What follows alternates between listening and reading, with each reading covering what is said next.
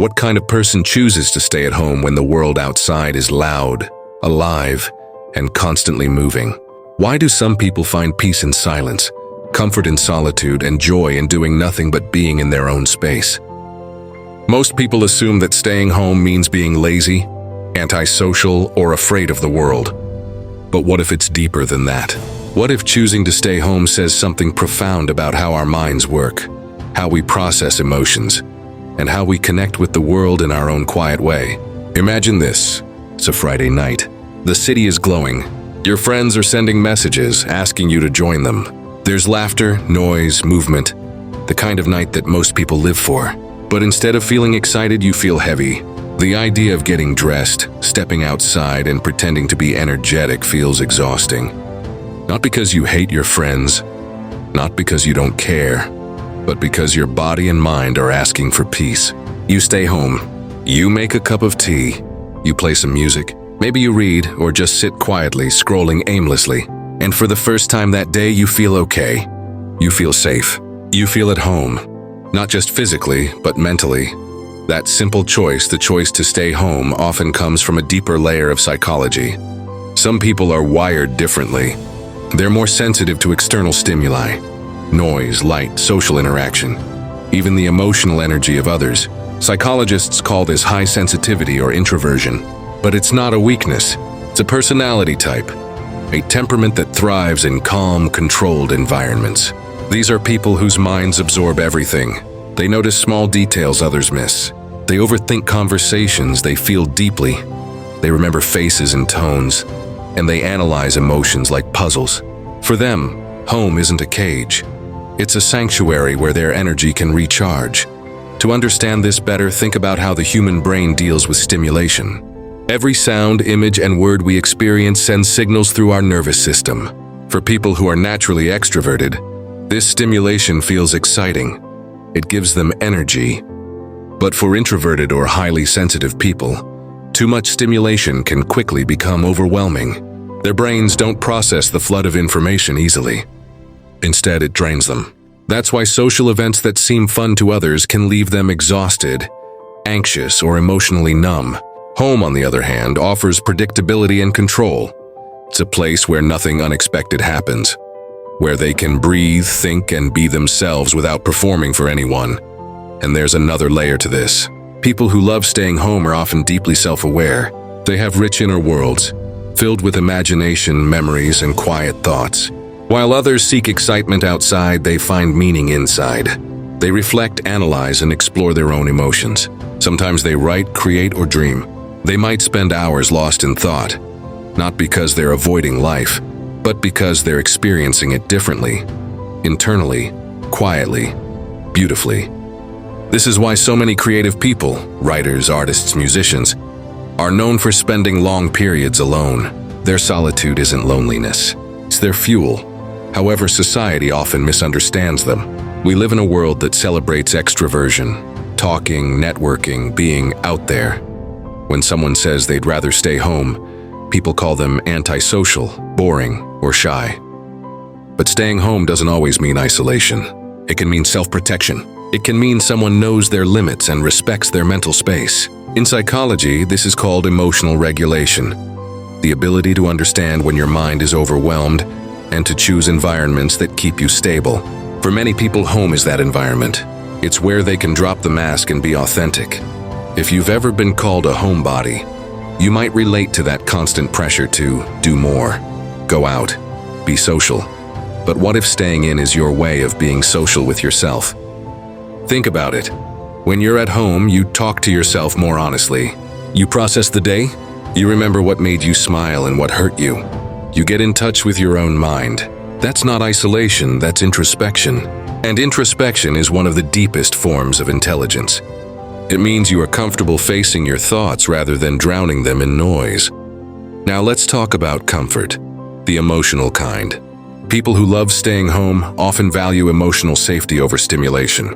Home becomes a controlled space where they can avoid unpredictable energy or conflict. It's not that they fear people, it's that they crave consistency. Outside, people's moods shift, conversations turn awkward, expectations build up. Inside, you know what to expect. You decide the music, the temperature, the light. You control the vibe. For many, that sense of control is what brings peace. It's not about avoiding the world. It's about creating a small world that feels right. There's also a neurological angle. Studies show that introverted people often have more blood flow to the frontal lobes, the area of the brain responsible for planning, problem-solving, and introspection. This means their brains are naturally drawn toward inner thoughts rather than external stimulation. When you love staying home, your brain isn't bored, it's busy. It's processing, connecting, creating patterns, and understanding things in depth. That's why homebodies often have strong memories and deep empathy. They spend more time thinking about others, reflecting on experiences, and understanding emotions. Their silence hides oceans. But of course, there's a dark side too. Sometimes staying home can slip from peace into avoidance. When solitude becomes isolation, it starts to hurt. The line between protecting your peace and running from the world can be thin. Many people who love staying home also struggle with social anxiety or past trauma. Maybe they've been judged, rejected, or misunderstood. Maybe social situations once caused pain, so they learned that being alone feels safer. Their homes become emotional shields, walls that protect them but also keep them disconnected. It's important to recognize this difference between loving solitude and fearing interaction. One heals you, the other slowly traps you. Still, even for those who avoid the world because of anxiety, there's wisdom in their retreat. It shows emotional intelligence, the awareness that something outside doesn't feel safe right now. The healing process often begins in solitude. When people give themselves time and space to recover, they rebuild confidence from within. Home becomes the starting point, a soft place to land before stepping back out. So if you or someone you know prefers staying home, it doesn't always mean something's wrong. Sometimes it means they're healing in silence. Another interesting aspect of people who love staying home is their relationship with time. For most, time outside is filled with urgency. Deadlines, social commitments, constant motion. But at home, time slows down. People who enjoy solitude often experience a different sense of time.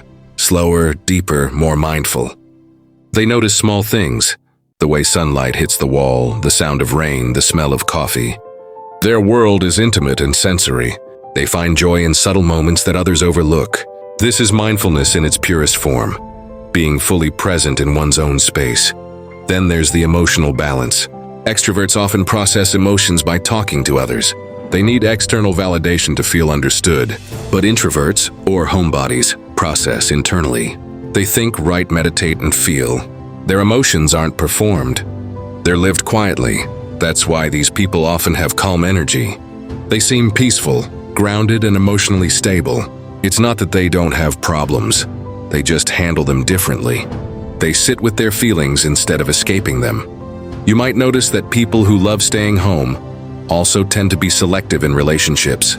They value depth over quantity. They don't crave a crowd. They crave connection. They can spend hours alone, but when they do bond with someone, it's genuine and lasting. They dislike small talk but love meaningful conversations. This comes from their tendency to invest emotional energy carefully. Their home isn't just a physical place. It's a metaphor for their hearts. Only a few people get invited in, and once you are, it means you're trusted deeply. There's also a creative spark hidden in their solitude.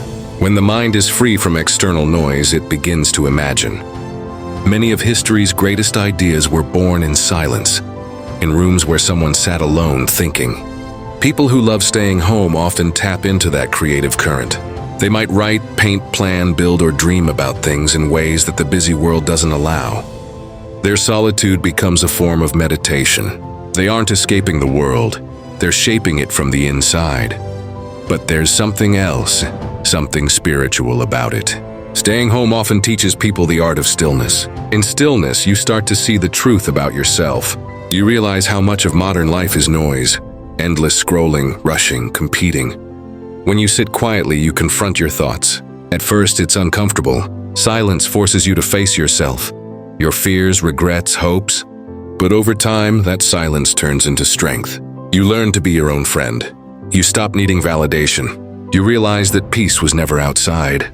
It was within you all along.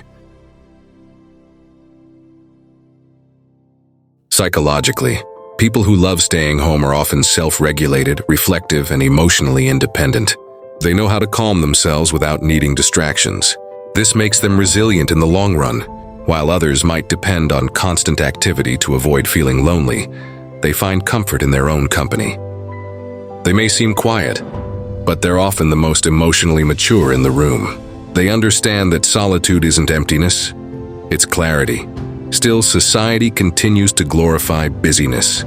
People measure worth by how social or outgoing you are. If you're not constantly doing something, you're seen as unproductive. But maybe the real strength lies in knowing when to stop. Maybe the people who love staying home understand something the rest of the world has forgotten. That peace is not found in movement, but in stillness. That joy doesn't always need witnesses. That sometimes the most profound growth happens when no one's watching. Think about children who grew up in chaotic environments. Noise, conflict, unpredictability. As adults, they often crave calm. For them, home becomes a space of control, a way to feel safe again. Staying home is their subconscious way of healing. It's not laziness, it's therapy.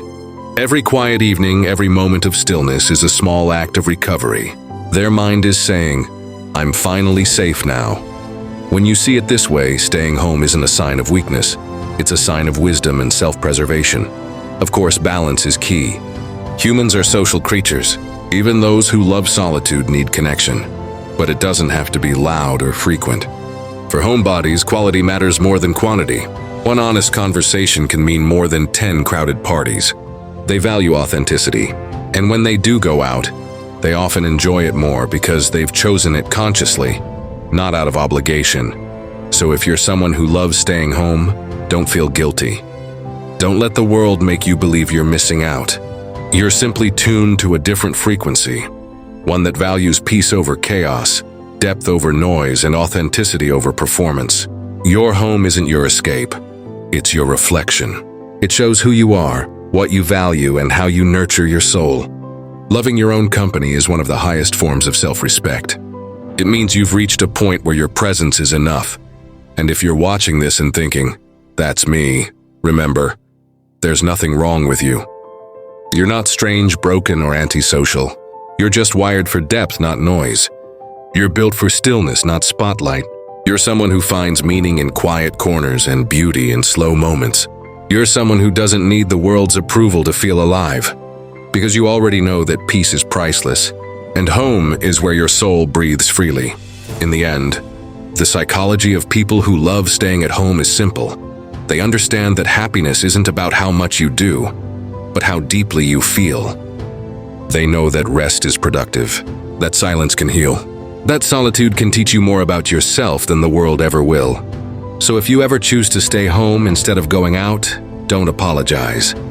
Pour yourself a drink, play your favorite music, light a candle, and smile. Because in that small act, you're not isolating yourself. You're coming home to yourself.